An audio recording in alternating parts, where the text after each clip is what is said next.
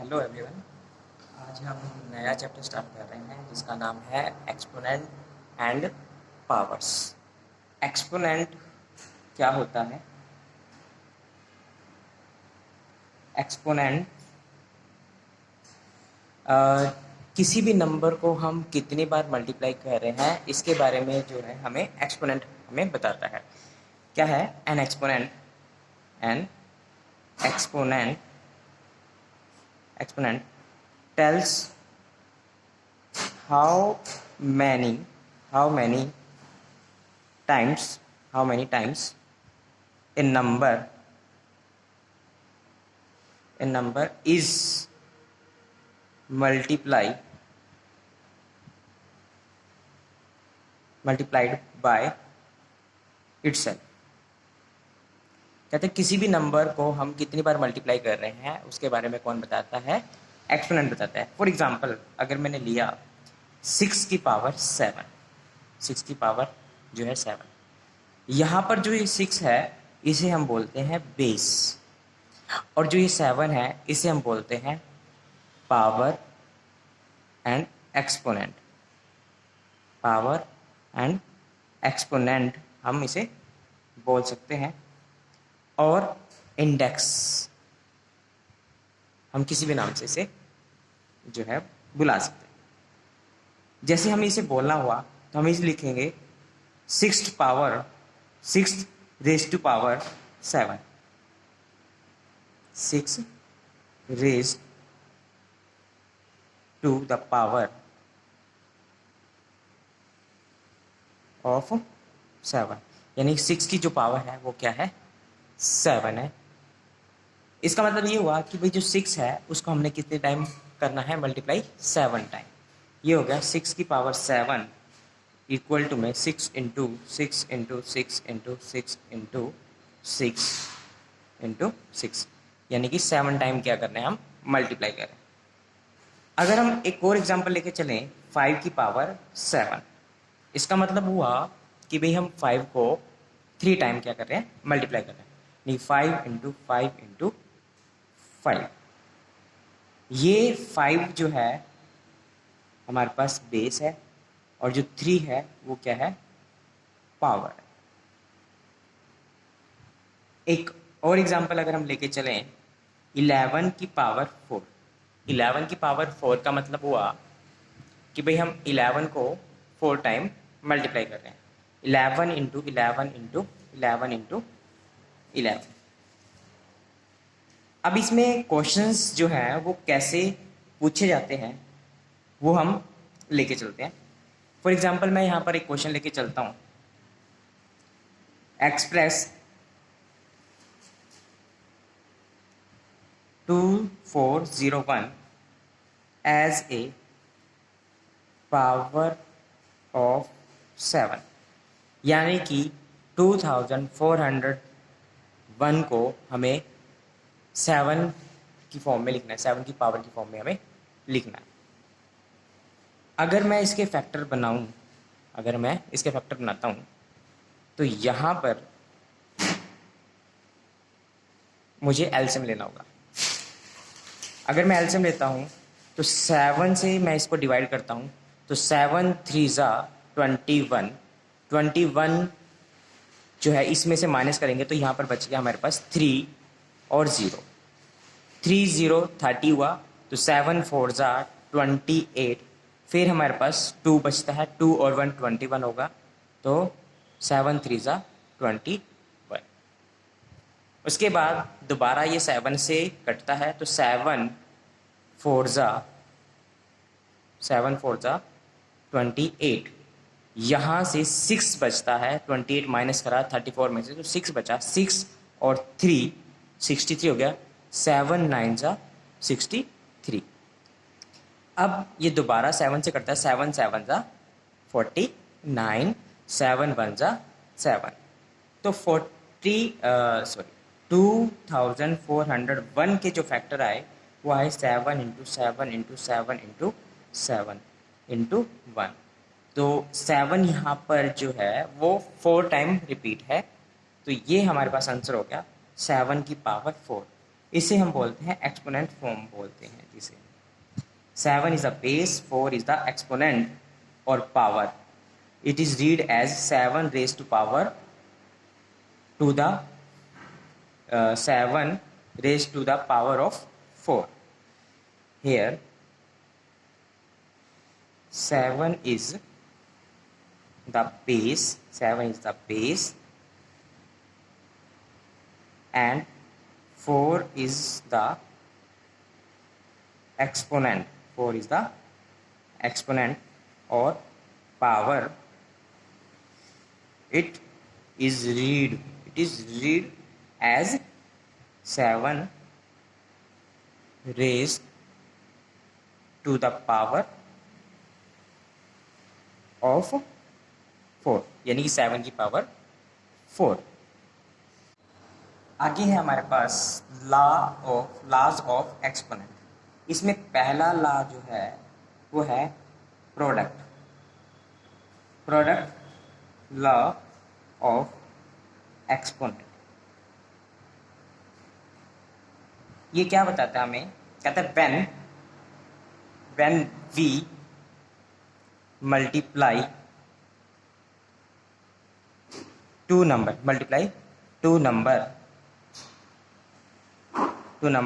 whose base are the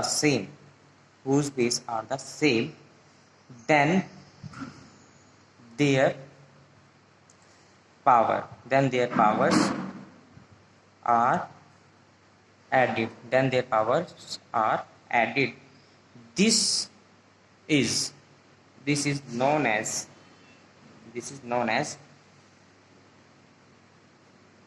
product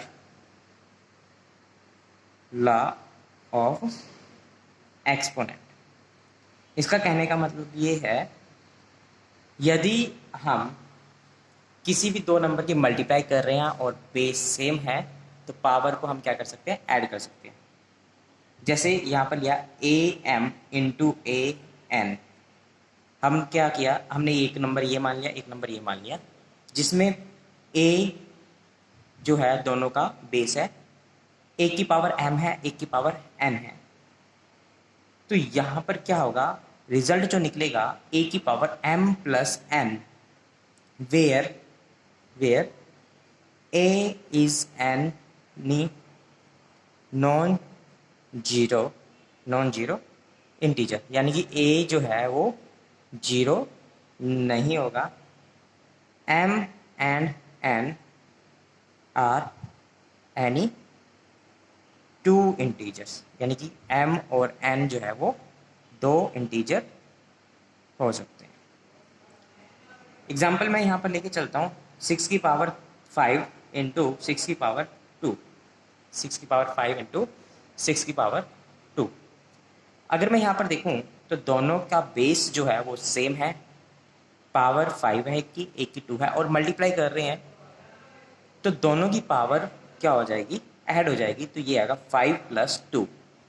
तो मुझे जो आंसर मिलेगा वो मिलेगा 6 की पावर 7। ये हमारा क्या हो जाएगा?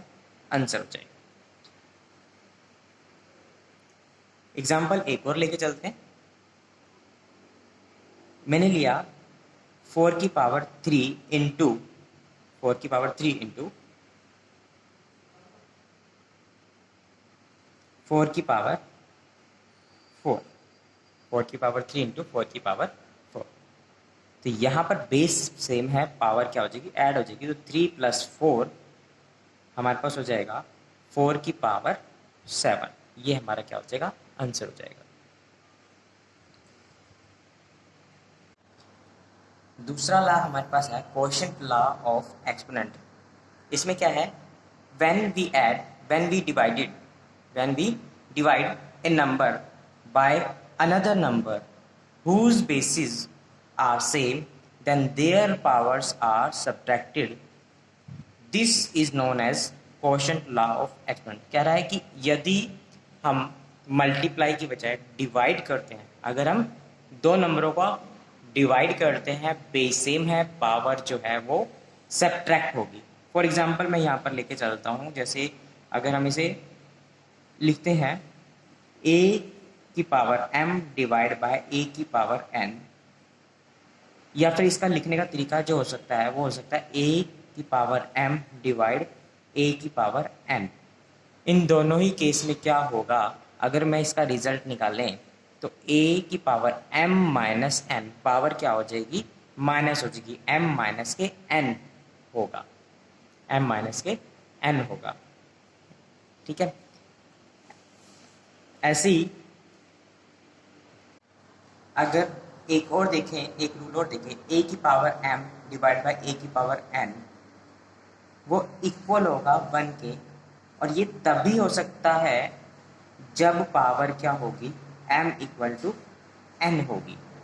फॉर एग्जाम्पल मैं लेके चला यहाँ पर 2 की पावर 5 डिवाइड बाय 2 की पावर 5। अब पावर जो है बेस तो सेम था, पावर भी क्या है, इक्वल होगी। जैसे यहाँ पर कहा है ना m और n जो है वो इक्वल होगी, तो इसे अगर हम काटें तो यहाँ पर क्या आ जाएगा, 1 आ जाएगा। थर्ड लॉ हमारे पास जो आता है वो आता है power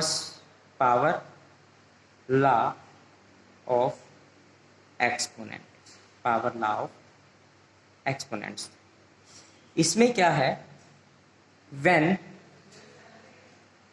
A number with a power is raised to the another power,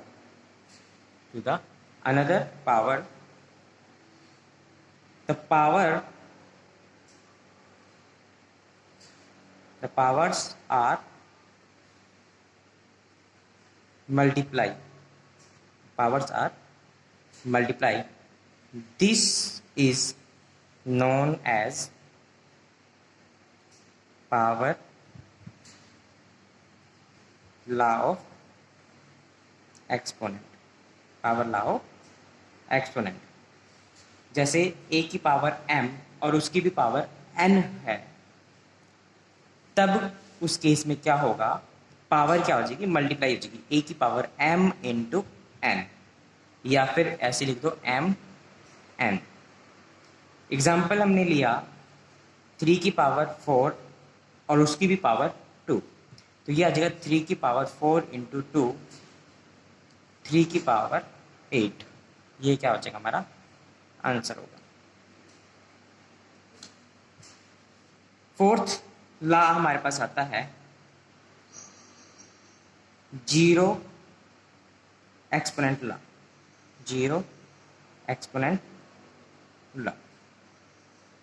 इसमें क्या है, एनी नॉन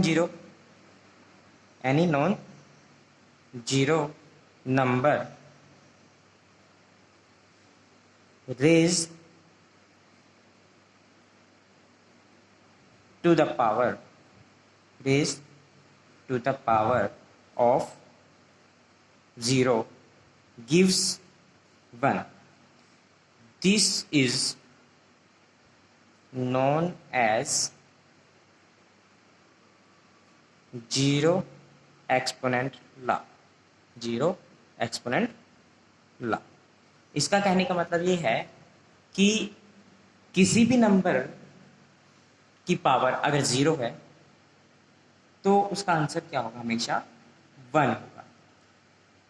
एग्जाम्पल 5 की पावर 0 1 होगा, 7 की पावर 0 1 होगा, 9 की पावर 0 1 होगा, 3 की पावर 0 क्या होगा, 1 होगा। यानी कि किसी भी नॉन जीरो नंबर की पावर अगर 0 है तो उसका आंसर क्या होगा, 1 होगा। आगे हमारे पास फिफ्थ लॉ है, जिसमें जो है नेगेटिव एक्सपोनेंट लॉ के बारे में हम बात करते हैं। क्या होता है, to convert negative power to positive we need to take reciprocal of the number, this is known as negative exponent law. क्या कहा कि किसी भी नंबर की पावर अगर नेगेटिव है तो उसे पॉजिटिव में कन्वर्ट करने के लिए हमें उस नंबर का रेसिप्रोकल करना होगा। जैसे यहाँ पर आ जाएगा a की पावर -1 था, तो उसको हमने रेसिप्रोकल कर दिया 1/a में। या फिर एक और लेके चलते हैं कि भाई a/b की पावर -1 है, तो इसे हमने रेसिप्रोकल करें तो b/a हो जाए, उसकी पावर क्या हो जाएगी, 1 हो जाएगी। नेगेटिव को पॉजिटिव बना दिया। फॉर एग्जाम्पल 2/3 की पावर -2 है, तो नेगेटिव है पावर, तो इसे पॉजिटिव बनाना है तो बेस का रेसिप्रोकल कर देंगे, तो ये आ जाएगा 3/2 की पावर 2। और 5/7 की पावर -1 है, तो ये हो जाएगा 7/5 की पावर +1। सिक्स्थ लॉ हमारे पास है, जिसमें क्या है, when we multiply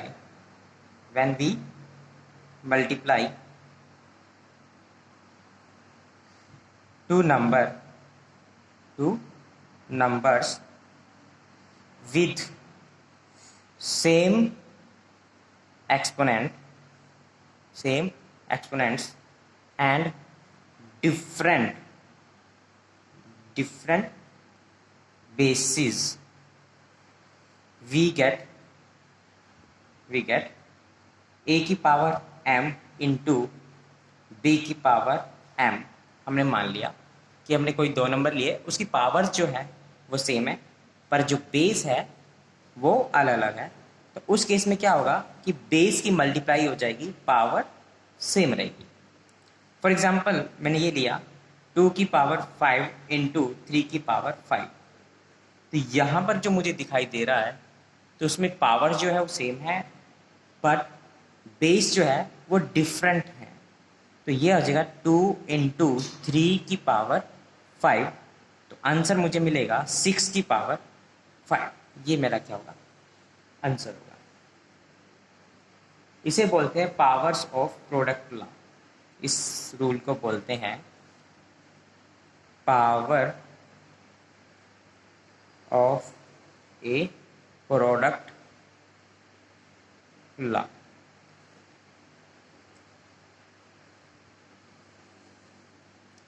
अब हमारे यहाँ पर सारे रूल्स जो हैं वो हो जाते हैं।